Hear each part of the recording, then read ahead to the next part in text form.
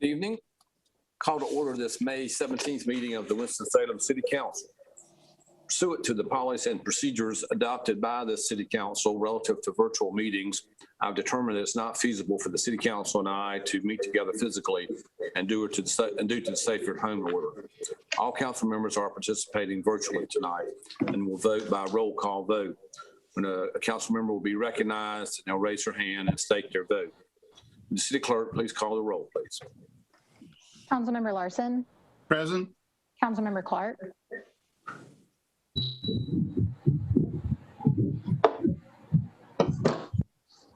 Here, sorry. Councilmember Mundy. Present. Councilmember Scipio. Present. Mayor Pro Tem Adams. Here. Councilmember Taylor. Present. Councilmember McIntosh. Here. Councilmember Burke. Here. Thank you. But as we go into our moment of silence, I want to just ask one to keep Councilmember Clark's family in mind, and we certainly are so sorry for the passing of your mother, Councilmember Clark. I know it's a tough time for you and your family. So let's remember him. Go in a moment of silence.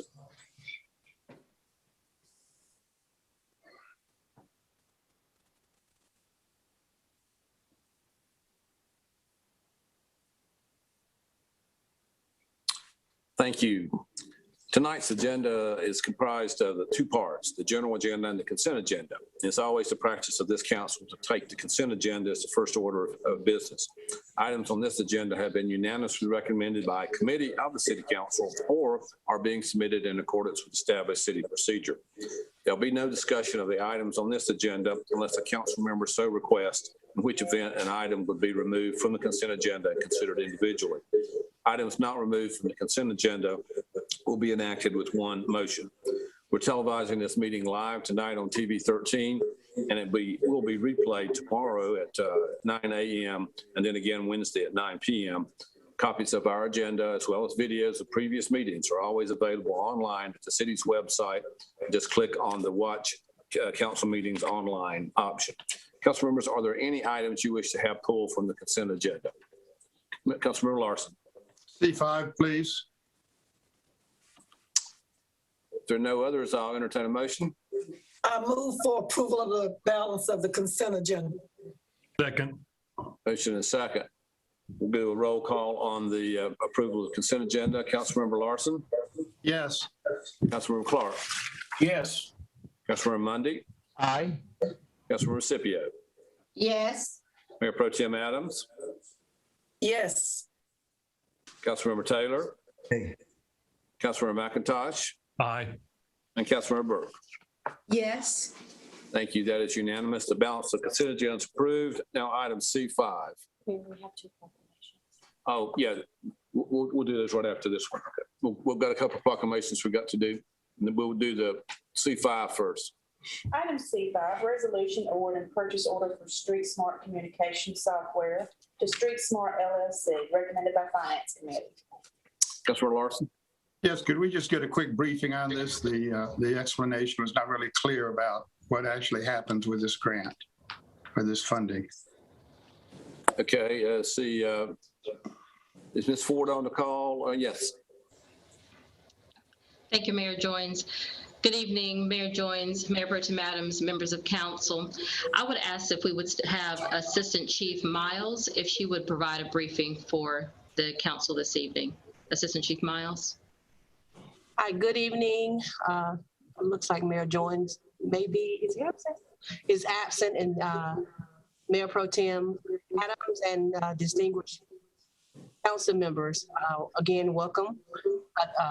Good evening. The grant was awarded to the police department through the COVID funding, the COVID grant. The Street Smart software is one of the items that we requested for purchase for a couple of reasons. One being that it would allow us to track individuals that had been diagnosed with COVID. At the time that we requested the grant, we had no idea what COVID was going to take us or lead us. And officers were coming into contact with individuals who possibly had COVID on a daily basis. So it was for safety reasons that we made that request. Secondly, the software will also provide us with timely communications, just based on tracking data in-house that we will be able to share with our officers for another safety reasons. In the event, for example, officers may come into contact or respond to a call for service in a community or location in the community. The system will then generate information about potential threats in the area and share that information with officers as well. This software will be a part of our real-time crime center, and it will enhance the center to a higher degree, and being able to provide, again, real-time information to officers. Mainly, again, being able to track COVID-related contacts as well as other officer safety contacts. So this is basically a trial, a 2-year trial is what we've got with this grant program? We're purchasing the software and it will be paid for over the term of the grant in 2-year terms. Yes, sir. But we will get beyond COVID at some point. So I guess what I'm trying to understand is what the next application is exactly. We will continue to use the software. And as I mentioned earlier, previously, there are more information within the software that we will be able to continue to use that will be valuable to the police department. Okay, thank you. Thank you. I get a motion, Mr. Larson? Yes, I move approval. Is there a second? Second. Thank you, Councilor Scipio. Any discussion? All right, to the roll call vote, a yes vote approves this item. Councilor Larson, Yes. Councilor Clark, Yes. Councilor Mundy, Aye. Councilor Scipio, Yes. Mayor Pro Tem Adams, Yes. Councilor Taylor, Yay. Councilor McIntosh, Aye. Councilor Burke. Yes. Thank you. That is unanimous. Councilors, we'll circle back before we go to the general agenda. We have 2 proclamations. I ask the city secretary to read item H1. Item H1, proclamation declaring May 17th, 2021 as Delta Sigma Theta Day. Whereas Delta Sigma Theta Sorority Incorporated is a private, not-for-profit organization whose purpose it is to foster public service, scholarship, and sisterhood. And whereas it was founded on January 13, 1913, by 22 collegiate women at Howard University in Washington, D.C., and was incorporated in 1930. And whereas in 1939, the Alpha Nu Sigma chapter was chartered, and in 1959, the name was changed to the Winston-Salem Alumni Chapter. And whereas the city has one undergraduate chapter, the Phi Omicron chapter at Wake Forest University. And whereas the major programs of the sorority are centered on the organization's 5-point programmatic thrust: economic development, educational development, international awareness and involvement, physical and mental health, political awareness and involvement. And whereas members of the sorority are active in local and state national politics, and the group has won numerous awards on all levels. And whereas chapter program highlights include donations, financial and in kind, to community nonprofits, partnerships with other community organizations to bring awareness about political issues affecting our city, state, and nation, providing donations for EduPack and meals for Feed the Hunger, Positive Wellness Alliance Holiday Gift, Adopt a Child Initiative, Food Pantry and monetary donations, Hope of Winston-Salem, and SECU Family House, donations to Max the City, Eliza's Helping Hands, Family Services, Chase's Chance, Delta Research and Educational Foundation, a partnership with Jump at the Sun, the Salvation Army Center of Hope, American Heart Association, Go Red, and other events.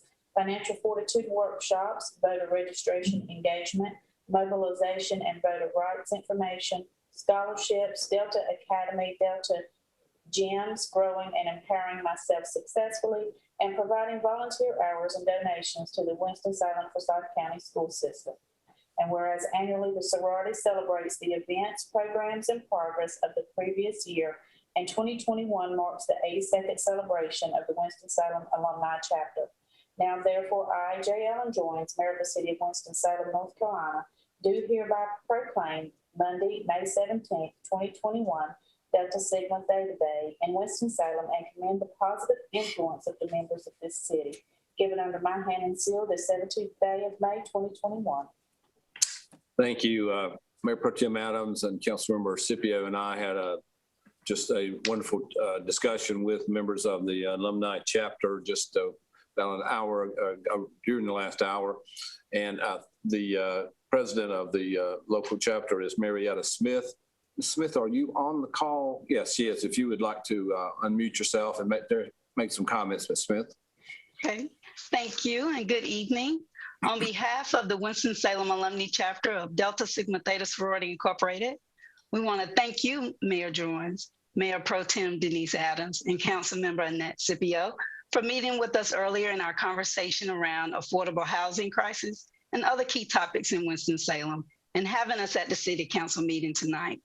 It has been over 80 years since the chapter was chartered, and the 190 members continue to strive to achieve the sorority's vision of sisterhood, scholarship, and service by providing assistance to those in need and promoting academic excellence. The coronavirus pandemic has impacted many organizations, and the Winston-Salem Alumni Chapter is no exception. However, we continue to be steadfast and support our Winston-Salem-Forsyth County community through programs, projects, and bringing awareness, advocacy, and service.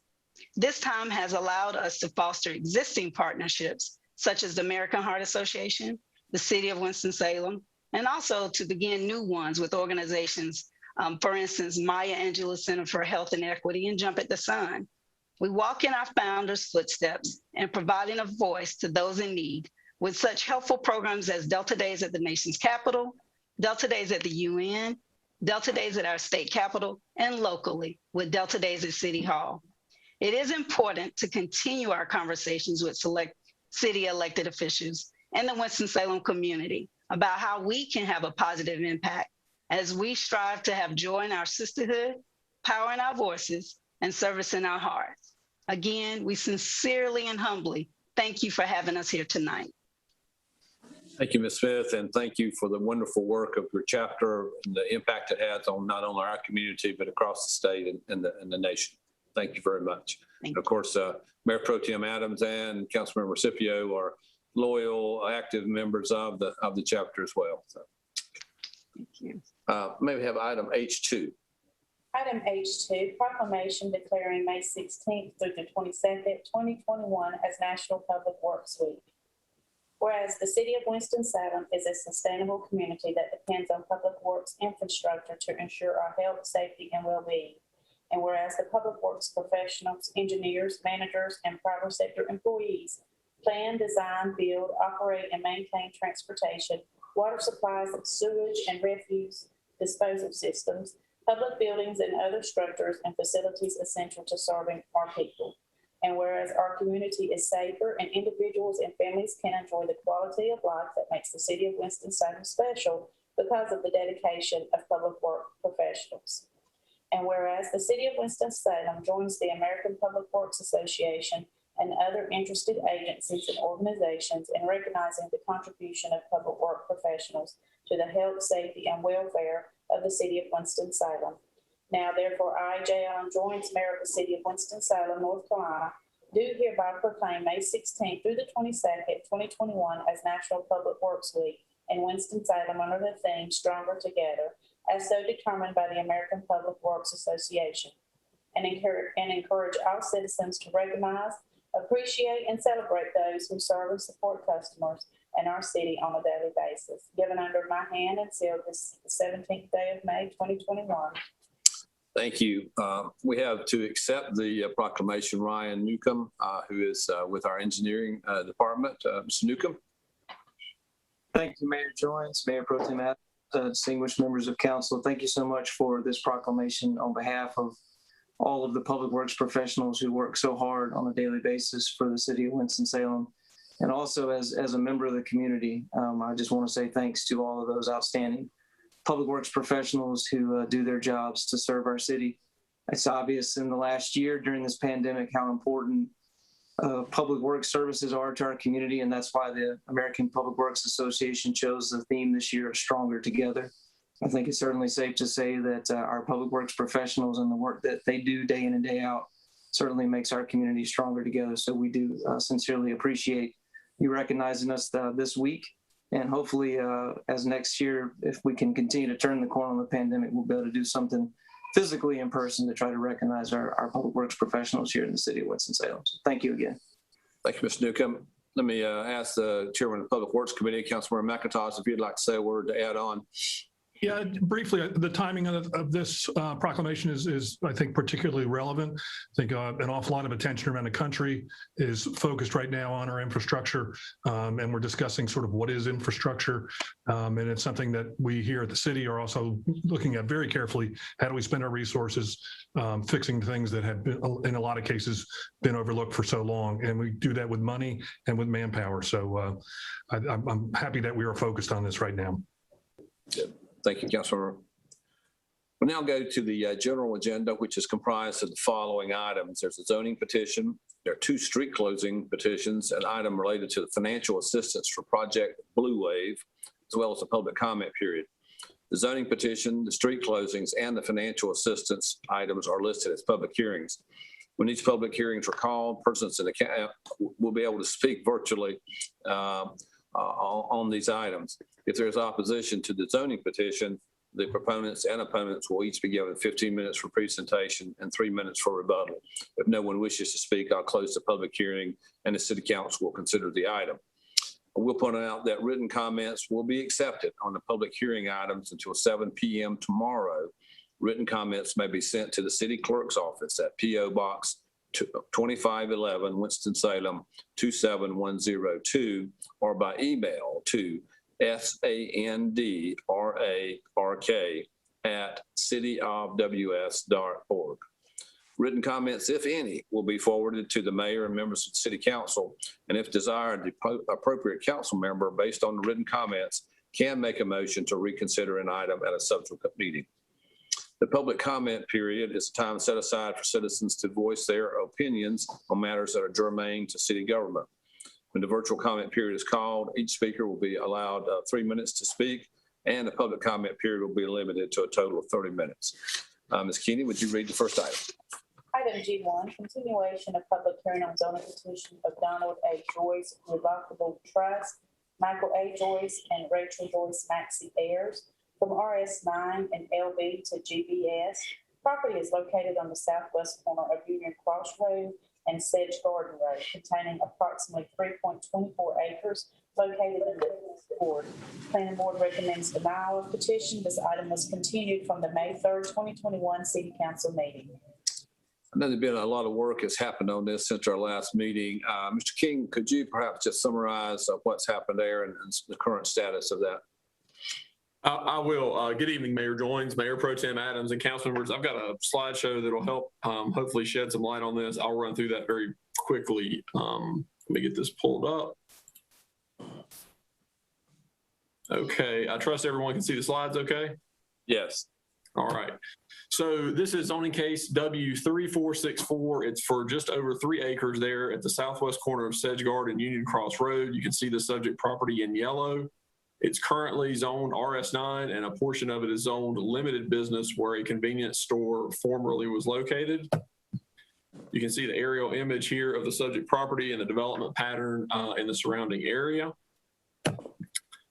Just a few images. This is the subject property from Sedge Garden Road. And this is looking across Sedge Garden Road, a shopping center that's located in the town of Kernersville.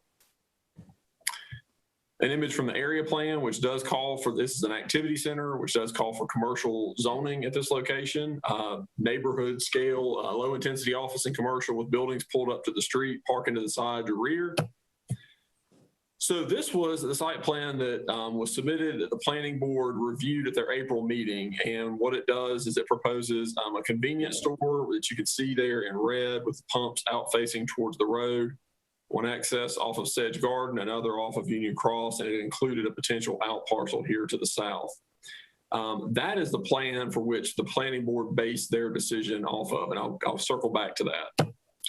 What happened since the planning board meeting is the applicant went back and revised the site plan in an effort to bring in a plan that is more consistent with the area plan recommendations and in an effort to address some of the concerns identified by the planning board. So this plan, again, has 2 access points, convenience stores located here with the parking in front of it and a canopy located interior to the site.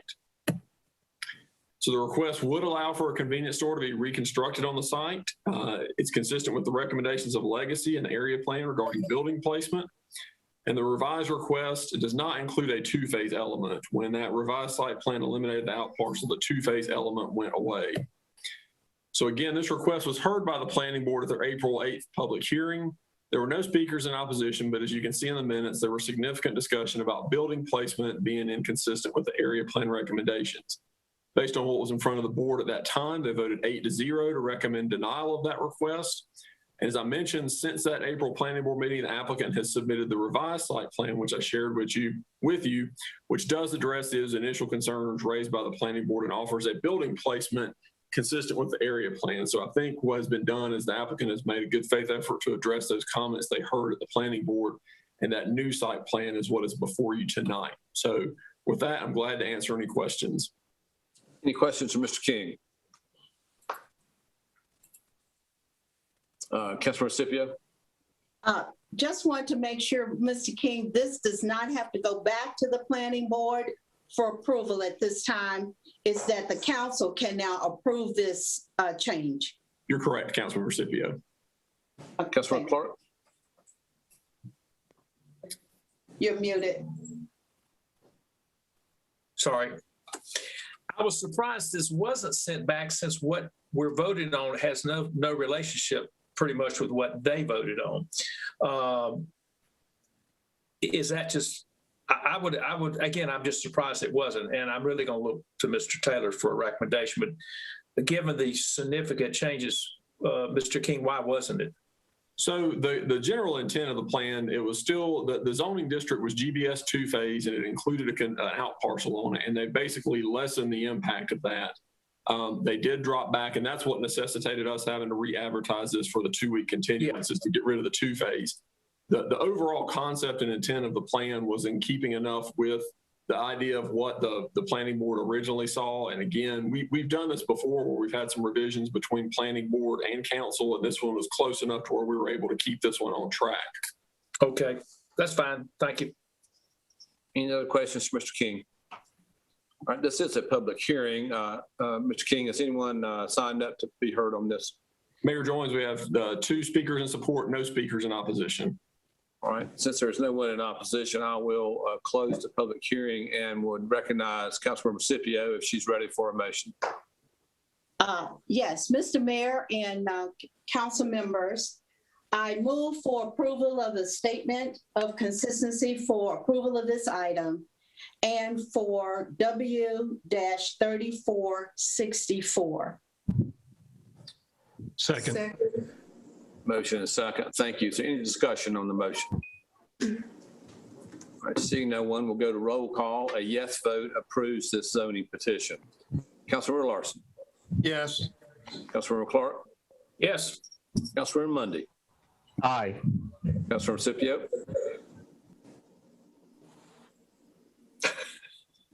Yes. Mayor Pro Tem Adams? Yes. Councilmember Taylor? Yes. Councilmember McIntosh? Aye. And Councilmember Burke? Yes. Thank you. That is unanimous.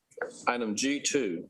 Item G2, public hearing on a petition to close and abandon an unnamed right-of-way off of Woodcliff Drive. Petition of Nidra Bell, recommended by Public Works Committee. Thank you. This is a public hearing. I understand that no one has signed up to be heard on this item. So therefore, I will close the public hearing and would recognize, this did come out of the Public Works Committee. I recognize the chairman of the Public Works Committee, Councilmember McIntosh. Motion to approve G2. Is there a second? Second. Clark. Thank you. Any discussion? All right, to the roll call, a yes vote approves this street closing petition. Councilmember Larson? Yes. Councilmember Clark? Yes. Councilmember Mundy, Aye. Councilmember Scipio, Yes. Mayor Pro Tem Adams, Yes. Councilmember Taylor, Yes. Councilmember McIntosh, Aye. Councilmember Burke. Yes. Thank you. That is unanimous. Item G3. Item G3, public hearing on a petition to close and abandon a portion of an alley off Doom Street, petition of J. Griffith Morgan, recommended by Public Works Committee. Thank you. Again, this is a public hearing. I understand that no one has signed up to be heard on this particular item. Therefore, I will close the public hearing and would recognize the chairman of the Public Works Committee, Councilmember McIntosh. I move to approve item G3. Second. Thank you. Any discussion? All right, a yes vote approves the street closing. Councilmember Larson, Yes. Councilmember Clark, Yes. Councilmember Mundy, Aye. Councilmember Scipio, Yes. Mayor Pro Tem Adams, Yes. Councilmember Taylor, Nay. Councilmember McIntosh, Aye. Councilmember Burke. Yes. Thank you. That is unanimous. We have now item G4. Item G4, public hearing on resolution approving financial assistance to Project Blue Wave pursuant to North Carolina General Statute 158-7.1, recommended by Finance Committee. Thank you. Before we do the public hearing, I'll ask Mr. Ken Millett to give us just a brief summary of the city's proposed actions in regard to this economic development project. Mr. Millett. Thank you, Mayor Joines. Good evening to you, Mayor Pro Tem Adams, and members of City Council. This item is for an economic development project that, as you know, to this point has been referred to as Project Blue Wave.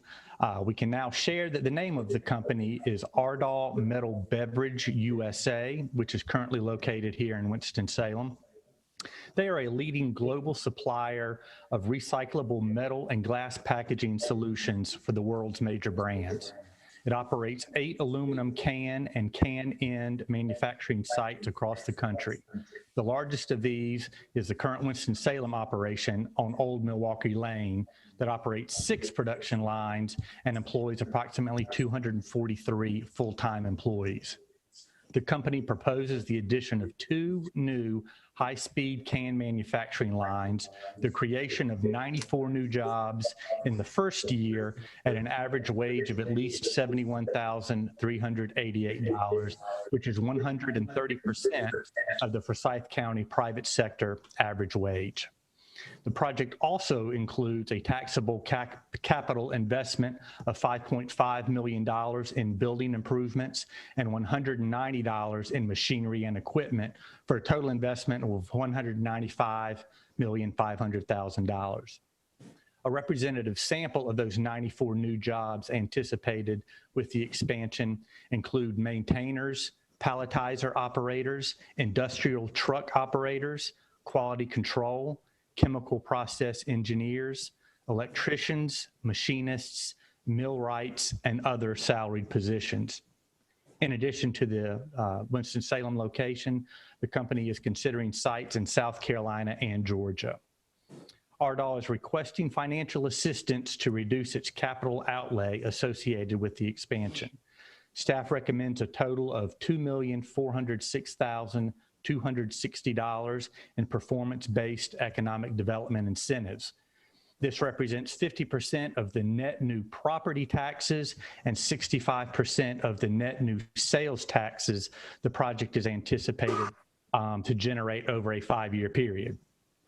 This proposed incentive is consistent with the city's public policy justification to stimulate the local economy through the creation of new jobs and investment. Both Forsyth County and the state of North Carolina are considering financial assistance. On the line with this evening, we have Mark Owens, Laura Lee, and Walter Farabee with Greater Winston-Salem, Inc., as well as Malcolm Edwards, who is Assistant Plant Manager of Ardagh here in Winston-Salem, as well as Joshua Marcus, who is their General Counsel. We're happy to answer any questions that the council may have. Thank you, Mr. Millett. Are there any specific questions for Mr. Millett before we do the public hearing? All right, thank you. Seeing no one. My understanding is that no one has signed up to be heard on the public hearing. very grateful for Mr. Owens, Ms. Lee, and Mr. Farabee for being with us for the chamber, as well as Mr. Edwards and Mr. Marcus for being with us as well. Certainly, this is a great project. As was pointed out, the monies come from the new taxes paid by the company. The city benefits from it immediately. We will net about $2.5 million over that 5-year period. And then after the 5 years, we keep the entire new tax increment. This did come out of Finance Committee with a unanimous recommendation. So therefore, I recognize the Chairman of Finance, Mr. Clark, if you're ready for a motion, sir. I certainly do, and with great enthusiasm, I make a motion that we approve it. Thank you, sir. Second. Second. Is there Scipio. Thank you, Councilmember Scipio. Is there a discussion? Councilmember Adams, big part of Mayor Pro Tem Adams. Yes, I just wanted everyone to know, including the company official on the line, and Mark and Laura, I have a history with this company. Back in the day, it was Schlitz, the can plant. And then it became Stroh's, and then it became American and whatever. But during my time working at the brewery as a quality technician, I used to have to go over there and inspect the cans for the quality, the palletizers, and how the actual cans were being made. Back then, whether anybody know it or remembers, cans then were metal steel cans. They were steel cans. They weren't aluminum cans as you know them now. And I remember when the last steel can was made at the can plant, and the last can that actually had beer in it at the brewery when it was done. That was back during a time from 1969 to about 99, about 30 years then the brewery was in operation. And they supplied all of the cans to the brewery as well as Pepsi and a bunch of other plants in the area. So we're glad and we hope that they continue to want to be here as their home. I do remember Milwaukee Avenue and all of that. So again, I look forward to seeing what the future holds for this organization. Thank you, Mayor. Thank you, Mayor Pro Tem. We'll go to the roll call. Yes vote approves this assistance package to Project Blue Wave. Councilmember Larson. Yes. Councilmember Clark. Yes. Councilmember Mundy. Aye. Councilmember Scipio. Yes. Mayor Pro Tem Adams. Yes. Councilmember Taylor. Yes. Councilmember McIntosh. Aye. Councilmember Burke. That is Yes. unanimous, and certainly Mr. Edwards, Mr. Marcus, we are deeply grateful that for your presence in Winston-Salem, and we certainly hope you make the right decision to continue your expansion here in Winston-Salem. Thank you very much. Have a good evening. That's approved unanimously.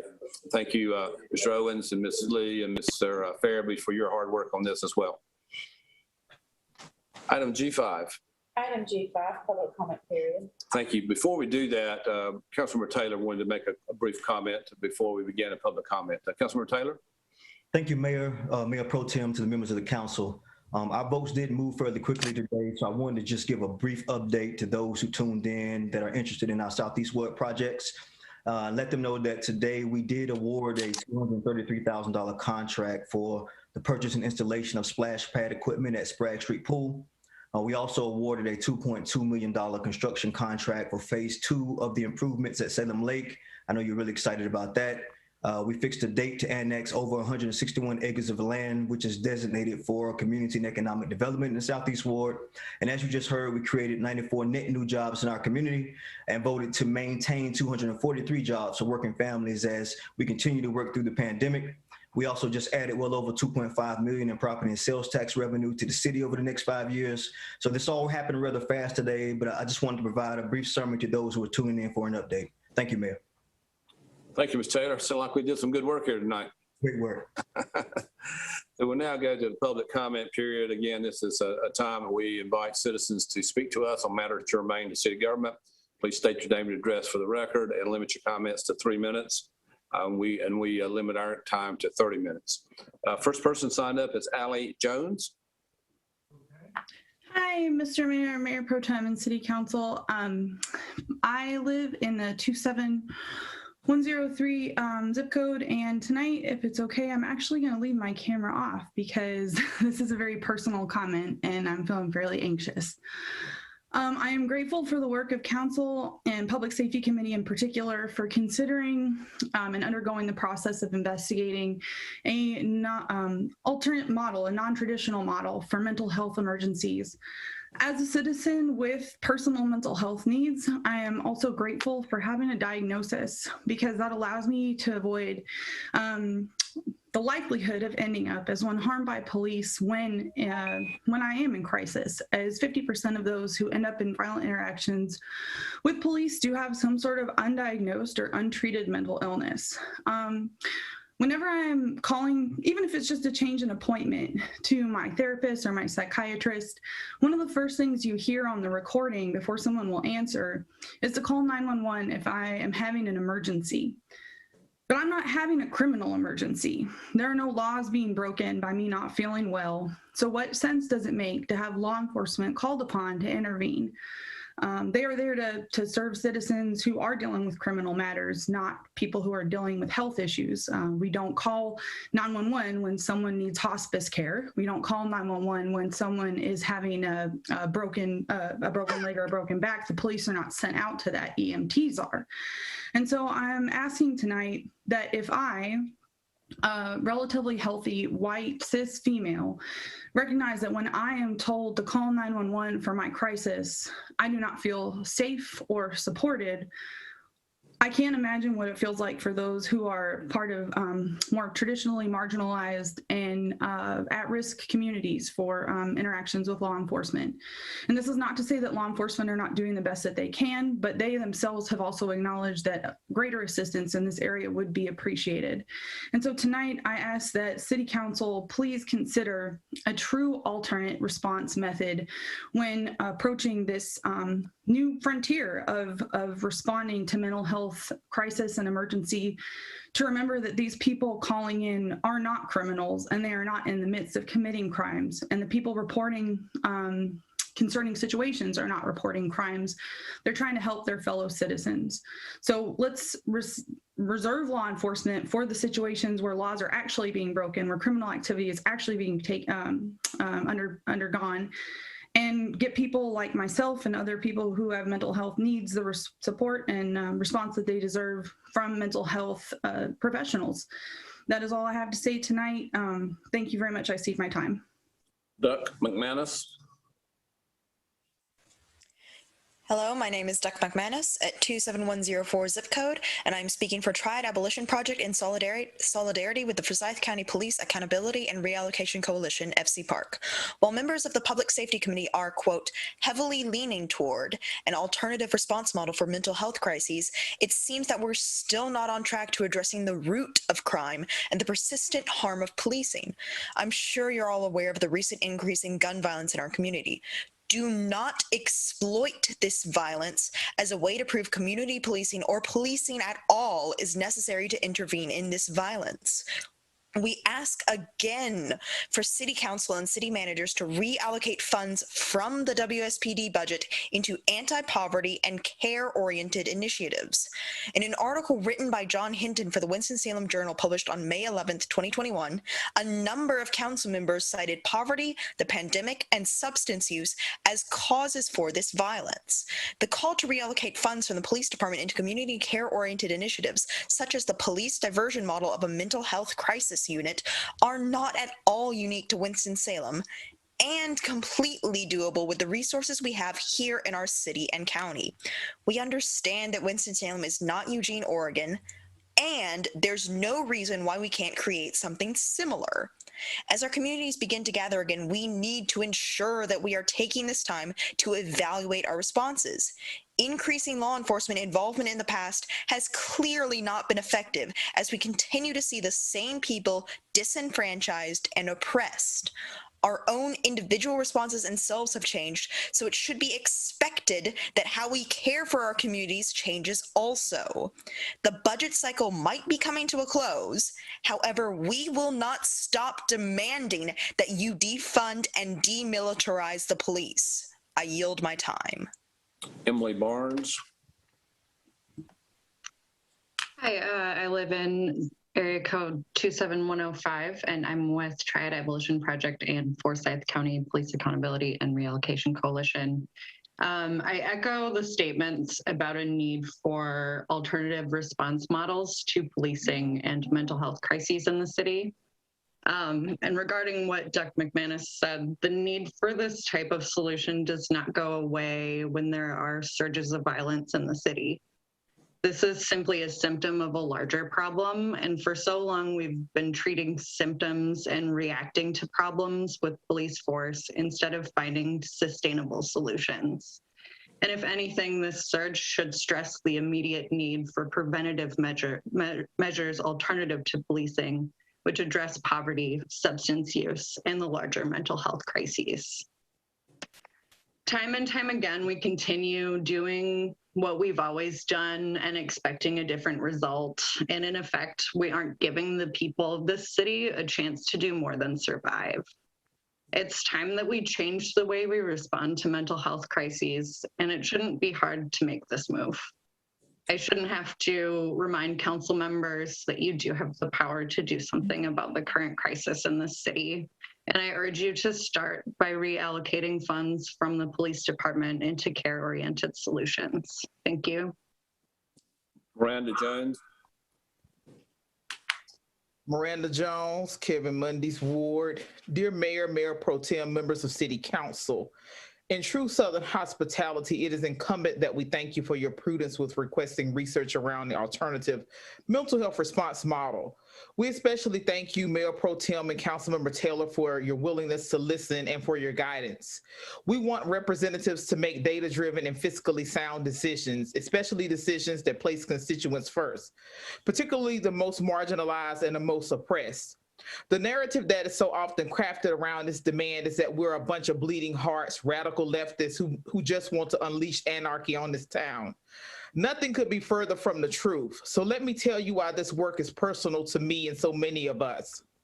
I, Miranda Jones, as a teacher and activist, have diagnosed post-traumatic stress disorder along with anxiety and depression, for which I am fortunate to see a licensed counselor on a bi-weekly basis, and who, if I can afford it, I can probably have emergency access to as well. I've had this level of access to for many years. Most days, thanks be to God, I'm high functioning. I get up, I go teach children, I talk and debate with my comrades and friends. When I can, I drink lots of coffee and I laugh. I do my best to avoid the police. I constantly check my rearview mirrors often, but I wonder what would happen in a dark turn of events. I imagine what would happen if I struggled to get out of bed one morning when my depression is at its pinnacle. One of the ones is so bad that a sister friend has to call me just to wake me up and talk me out of bed and into my car. Shout out to Black women, by the way. And in my speeding to get to work before the first block, I get pulled over by the police. I imagine that I do not understand what he is saying and I'm annoyed because I'm really late.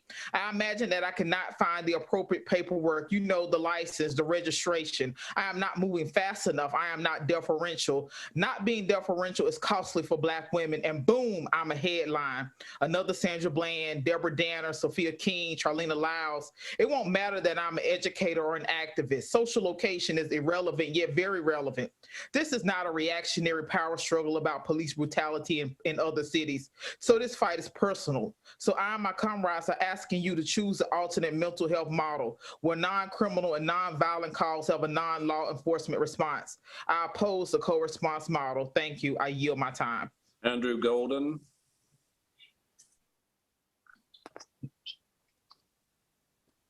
Start my video. Oh. Good evening, mayors and council members. My name is Andrew Golden. I live in 27103. I am HOA president. Hi. I am HOA president of Burke Creek Condominiums, Democratic chair of Forsyth County Precinct 607, a growing member of the LGBTQ Dems for Forsyth County, and member of core group advocating for non-discrimination ordinance in Winston-Salem. I'm here tonight as a concerned citizen and local professional in support of Youth Build Winston-Salem. From the website, Youth Build Winston-Salem is a 6-month program that empowers high school dropouts to reclaim their lives and rebuild their communities through education, job training, and leadership development. Throughout my previous 7-year retail management career, I have seen firsthand the struggles of youth looking for jobs without proper education, qualifications, and resources that could have made a big difference in their lives. I have particularly seen what possibly could have been great candidates. However, given not having a high school diploma, these youth and their future work opportunities continue to diminish. I have found and seen numerous retail sales candidates that had the drive to work up the ladder and make a career for themselves. However, not earning a diploma was my biggest obstacle that I could not overcome, no matter how much potential the candidate showed me. Not only does a program like Youth Build Winston-Salem help dropouts earn their GED, it helps shape their view on leadership, volunteerism, and new career paths, and allows the door to higher education to be opened for them. Without programs like Youth Build Winston-Salem, doors will continue to be shut for students who drop out due to various reasons and cut out their opportunity for growth. I will be honest, my life isn't like others. I have not faced major hardships in my life and was fortunate enough to get a scholarship to even go to a private four-year university here in North Carolina. Not everyone has the same chances, and sometimes that comes down to simply where they live, income level, race, color, gender, etc. If I had dropped out, I would hope that programs like Youth Build Winston-Salem would be there for me when I needed it the most. For that reason, I support Youth Build Winston-Salem so that students can earn the right to not have the door closed on them and find a way to advance to a better future. Thank you. I yield my time. Thank you. Sebastian Cintron, excuse me.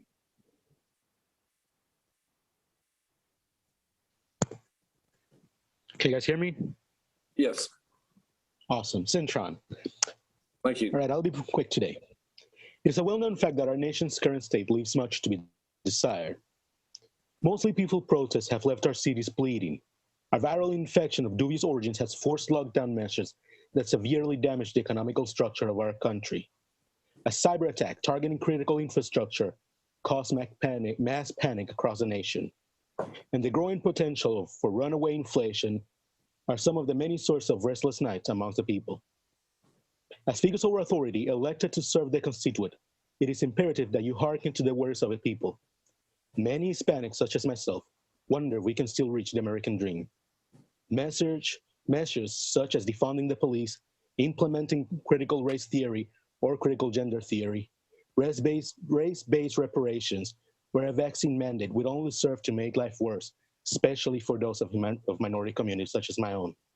So please be the voice for the people who need it the most.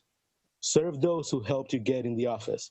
Be the public servants that we need, lest you risk to lose the votes from the biggest minority group in America. I rest my case. Spencer Foster. Hi, I'm a resident of the Southeast Ward and a member of the LGBTQ Dems of Forsyth County. I'm calling in tonight to ask the council to pursue an alternate mental health response model where non-criminal and non-violent calls to emergency dispatchers can be answered by mental health professionals instead of police officers. I oppose the co-response model because by their own admission, officer training for mental health-related crisis intervention is very limited, and their presence can often escalate situations when they don't have to be.